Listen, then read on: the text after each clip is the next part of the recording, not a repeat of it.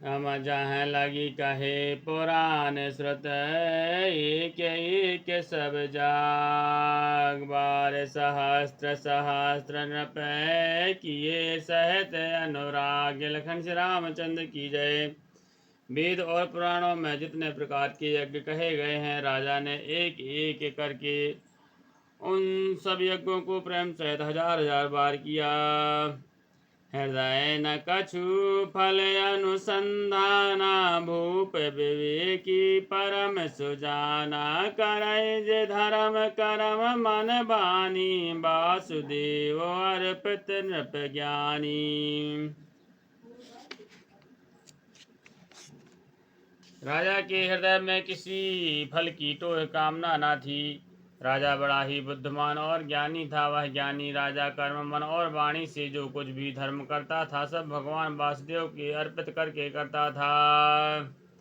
चढ़ी बर बाज बारे के राजा मृग आकर सब साज समाजा। विंध्याचल गंभीर बन गये मृग पुनीत बहु मारत भयऊ। एक बार वह राजा एक अच्छे घोड़े पर सवार होकर शिकार का सब सामान सजाकर विंध्याचल के घने जंगलों में गया और वहां उसने बहुत से उत्तम उत्तम हिरण मारे। फिरत विपिन नृप दीखे बराहो जनु बर दुर्योधन सहस ग्रह राग्रसिराहो। बड़े विदु नहीं समात मुख माही मनहु क्रोध बस गलत नाही। राजा ने वन में फिरते हुए एक सुअर को देखा। दांतों के कारण वह ऐसा दिख पड़ता था मानो चंद्रमा को ग्रस कर मुंह में पकड़कर राहु वन में छिपा रहा हो। चंद्रमा बड़ा होने से उसके मुंह में समाता नहीं और मानो क्रोध बस वह भी उसे उगलता नहीं। श्री राम। कुल कराल दसन छवि गाई तनु विशाल पीवर अधिकाई। घुर घुरात है आरव पाए चकित बिलुकत कान उठाए। यह तो सुअर के भयानक दांतों की शोभा कही गई है। इधर उसका शरीर भी बहुत विशाल और मोटा था। घोड़े की आहट पाकर वह घुरघुराता हुआ कान उठाए चौकन्ना होकर देख रहा था।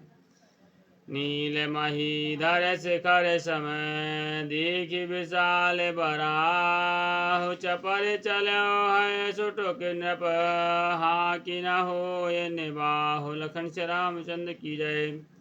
नील पर्वत के शिखर के समान विशाल शरीर वाले उस सुअर को देखकर राजा घोड़े को चाबुक लगाकर तेजी से चला और उसने सुअर को ललकारा कि अब तेरा बचाव नहीं हो सकता।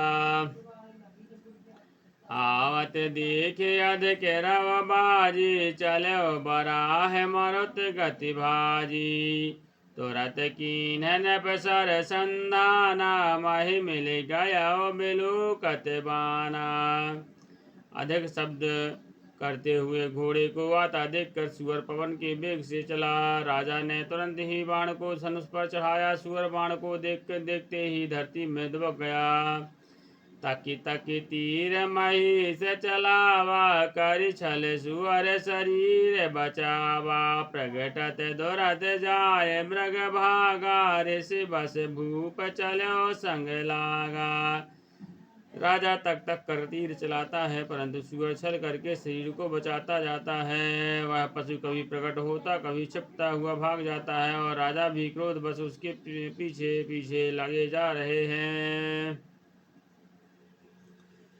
गयो दूर घन गहन बराहु जह नाहिन गज बाज निबाहु। अति अकेल बन विपुल कलेसु तदपि न मृगमय जतय तजय नरेशु। सुअर बहुत दूर ऐसे घने जंगल में चला गया जहाँ हाथी घोड़े का निवास है गम नहीं था। राजा बिल्कुल अकेला था और वन में क्लेश भी बहुत था। फिर भी राजा ने उस पशु का पीछा नहीं छोड़ा। कुल बिलो के भूप बड़ धीरा भागी पैठ गिर गुहा गभीरा। अगत देख नृप अति पछताई फिर महावन पर भुलाई। राजा को बड़ा धैर्यवान देखकर सुअर भागकर पहाड़ की एक गहरी गुफा में जा घुसा उसमें जाना कठिन देखकर राजा को बहुत पछता कर लौटना पड़ा, पर उस घोर वन में वह रास्ता भूल गया। खेद खिन्न क्षुब्ध त्रस्त राजा बाज समेत, खूजत व्याकुल सरत सर जल बिन भयउ अचेत। लखन श्री रामचंद्र की जय, उमापति महादेव की जय, पवन सुत हनुमान की जय, गोसाई तुलसीदास की जय, बोलो भाई सब संतन की जय।